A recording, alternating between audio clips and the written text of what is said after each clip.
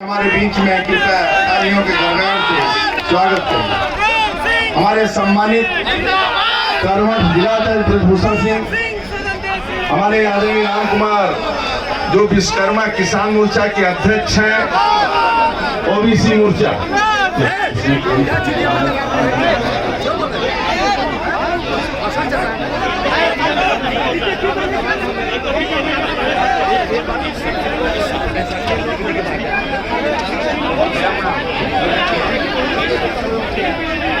हमारे बीच में हमारे प्रदेश के अध्यक्ष ओबीसी मोर्चा नरेंद्र कश्यप जी हैं। एक बार ताली बजाकर नरेंद्र कश्यप जी का आप सब स्वागत करो मित्रों।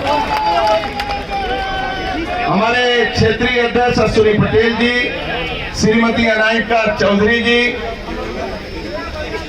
मनोज जायसवाल जी, हमारे पूर्व जिलाध्यक्ष राजेंद्र सिंह पटेल साहब चेयरमैन, राजू कनौजिया जी, संजय भाई पटेल, देवेंद्र भाई पटेल, दिलीप जी, लाल बहादुर सिंह जी, उत्तर मौर्य जी, हमारे निर्वर्तमान अध्यक्ष बालेंद्र मणि त्रिपाठी जी, मनोज श्रीवास्तव जी, अब्दुल कलाम जी, अनिल जी, हमारे जिले के महामंत्री हरिशंकर सिंह जी, दिलेश वर्मा जी, संतोष गोयल जी, रवि पांडे जी, गंगा सागर जी बैठे हैं। यहाँ मंच पर उपस्थित सभी मंचासीन नेतागण, यहाँ उपस्थित प्रदेश अध्यक्ष के नाते सिर झुकाकर आप सबको प्रणाम करता हूँ, आपका नमन करता हूँ, स्वागत करता हूँ।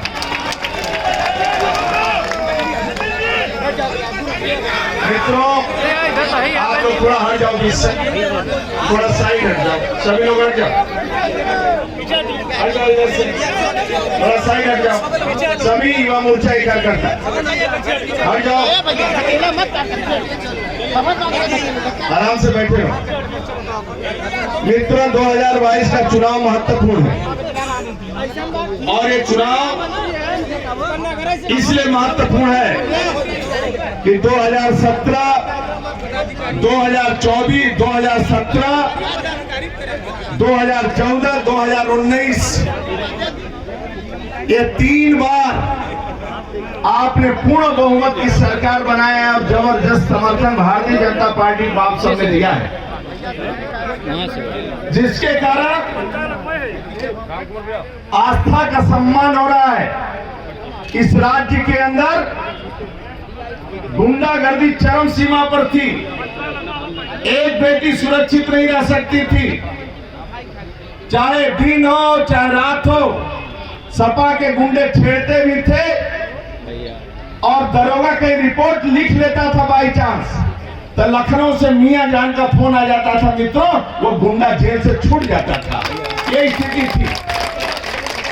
लेकिन आदरणीय योगी जी के आने के बाद मैं सीना ठोक के कह सकता हूं, 12 बजे रात को भी बेटी अपने मां के साथ किसी विवाह के उपरांत या विवाह के किसी शादी प्रोग्राम से रात में 12 बजे रात में चलकर अजलाहट वह आ सकती है, कोई गुंडा उसको छेड़ेगा नहीं और छेड़ेगा तो मरेगा। ये स्थिति योगी सरकार की है।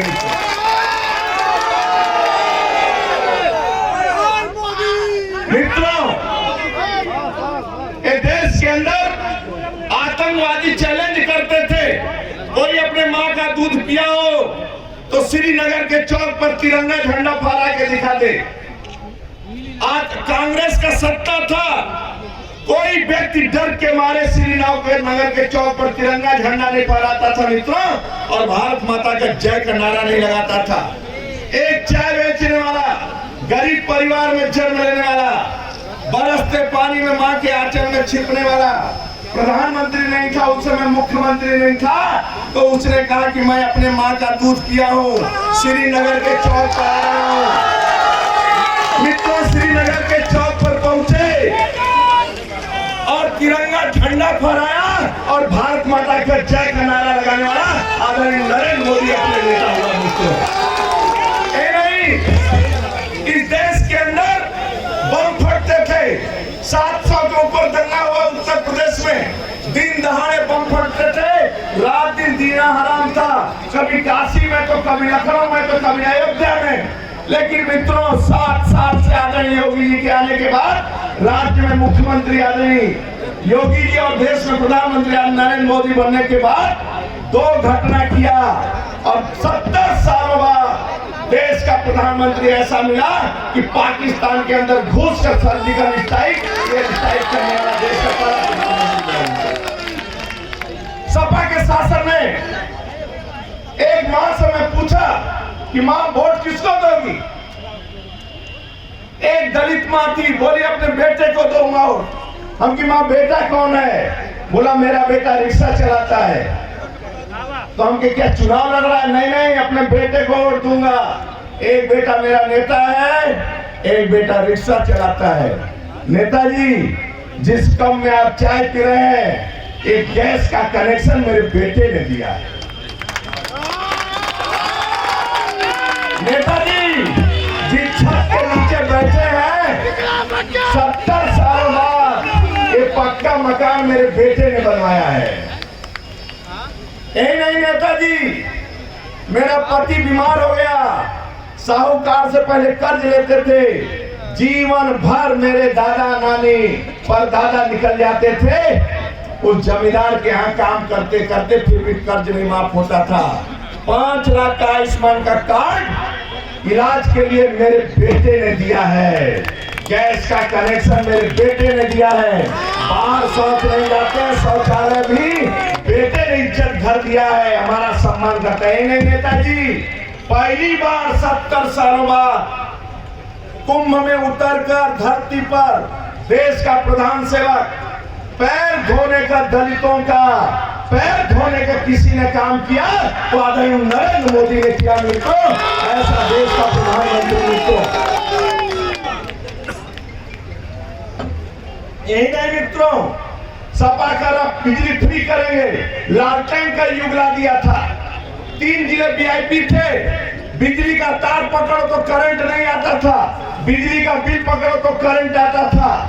किसान थका हरा जब घर पहुंचता था तो बीवी का शकल नहीं देख पाता था, बिना बीवी के शकल देखे रोटी खाना पड़ता था और 10 रोटी के बजाय 2 रोटी खाकर उठ जाता था। योगी जी कहे कि ऐसा नहीं होगा, 24 घंटे लाइट दूंगा, 23 घंटे लाइट दूंगा, 18 घंटे बिजली दूंगा। और मित्रों, अब थका हारा किसान घर पहुंचता है तो बीवी का शकल देखकर 2 रोटी के बजाय 10 रोटी खा जाता है। ये लाइट नहीं मित्रों, सपा शासन में डीजे बंद हो जाते थे, कांवड़ यात्रा पर रोक लग जाता था। आदरणीय योगी शासन में न कांवड़ यात्रा पर रोक लगता है, न डीजे पर प्रतिबंध लगता है। सरकारी हेलीकॉप्टर से पुष्पों की वर्षा कोई करवाता है तो आदरणीय योगी जी करवाते हैं।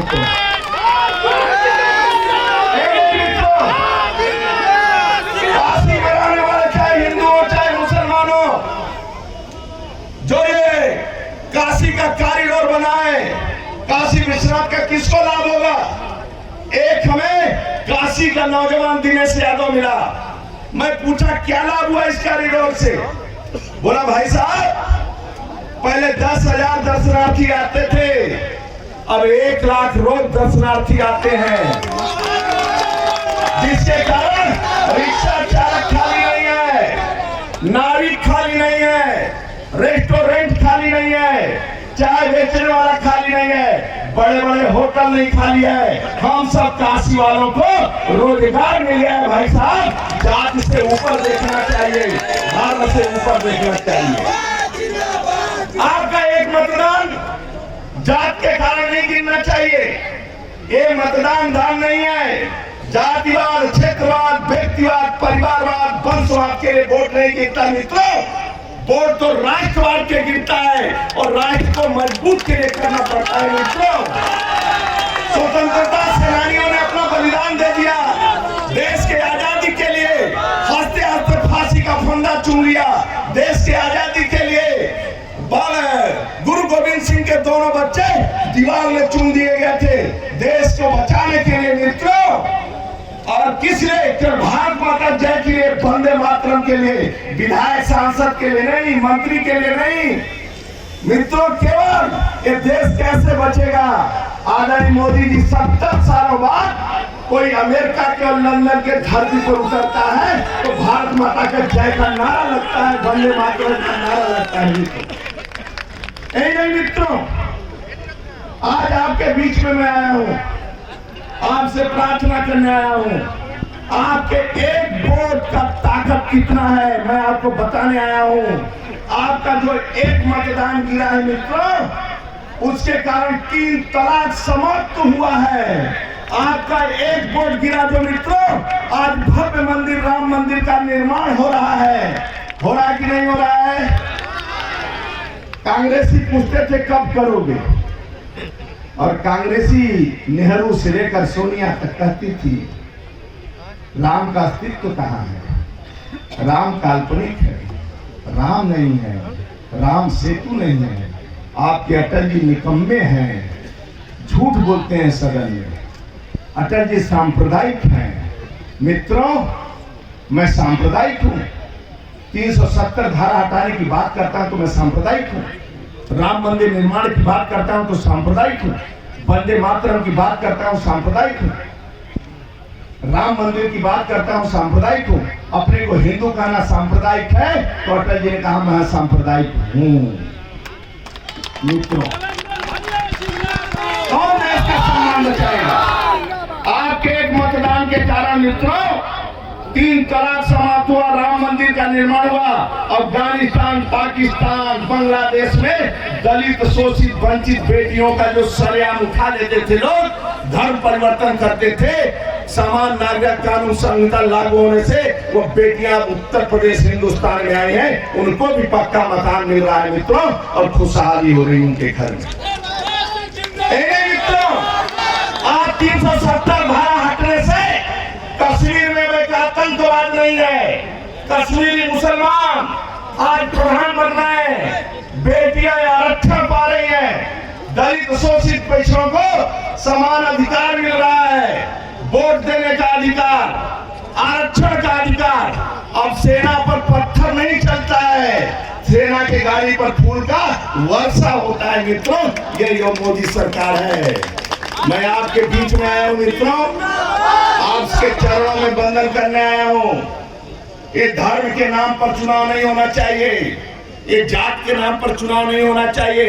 अखिलेश जी कहते मैं आ रहा हूं, ताल ताल ठोक के लाल टोपी।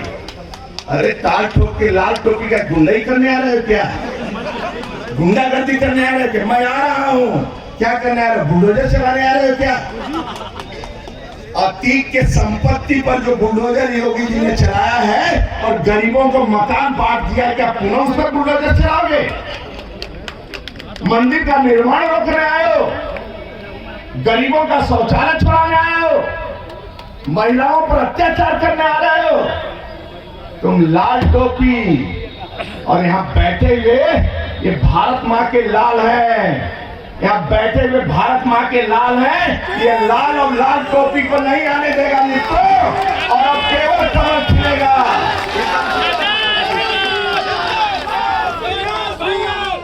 आपके चरणों में वंदन में करता हूं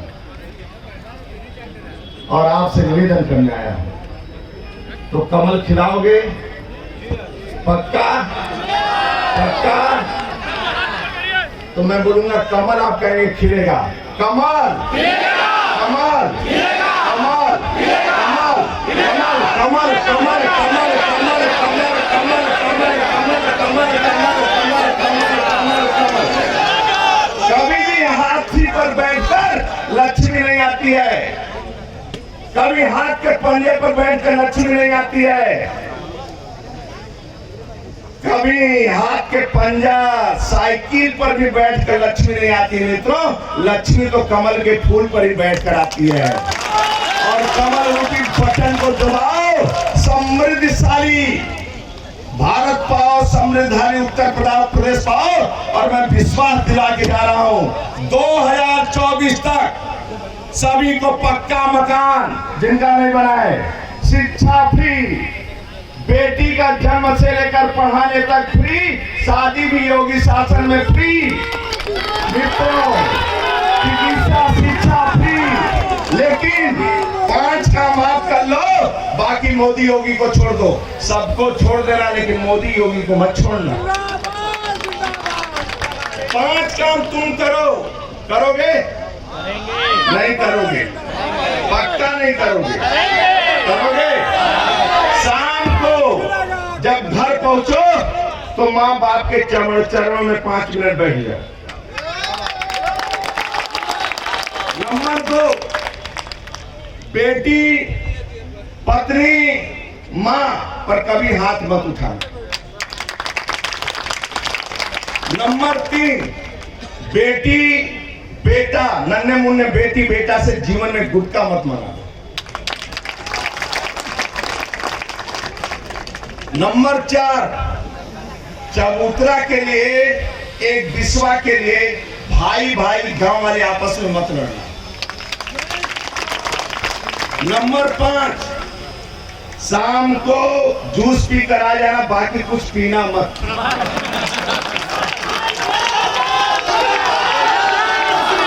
मैं मित्रों भारतीय जनता पार्टी अध्यक्ष के नाते करके जा रहा हूं, नोट कर लो, आपका बेटा मोदी योगी है।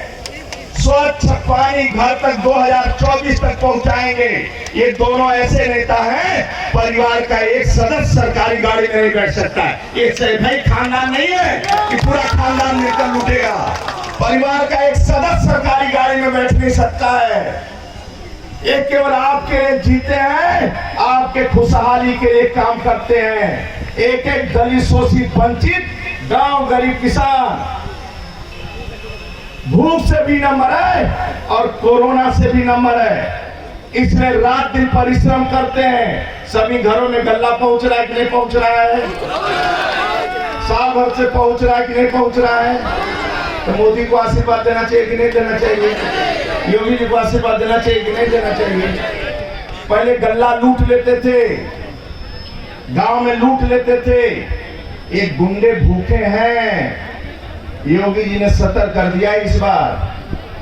बड़े बड़े गुंडे डरते हैं कि जेल से निकलूंगा कहीं मेरी गाड़ी न पलट जाए।